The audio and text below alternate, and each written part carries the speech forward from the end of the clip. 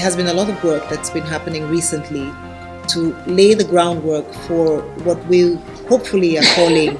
the new economic Panafricanism on the continent, which is basically saying, if we can ensure that we have the kind of liberation and from the economic front, we will not have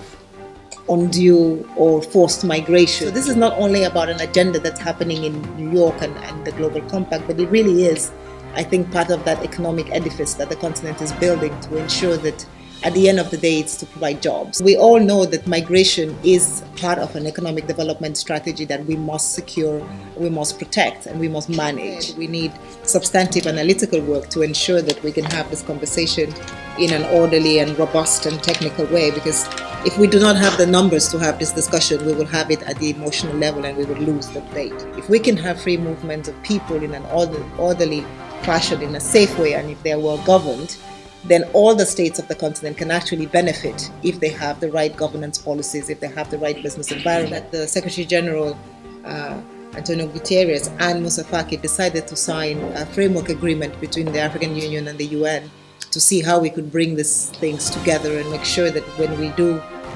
talk about migration, we're not just talking about the economic part, which we tend to talk about more often because that's a little bit where we stand, but to bring in the peace and security dimensions. And I think working hand in hand with the African Union has allowed us to bring this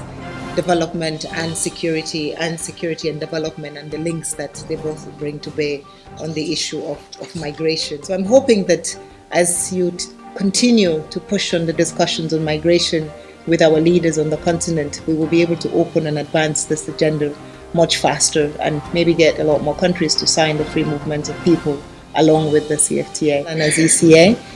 we will continue to do our best to provide all the data that is needed to advance this discussion.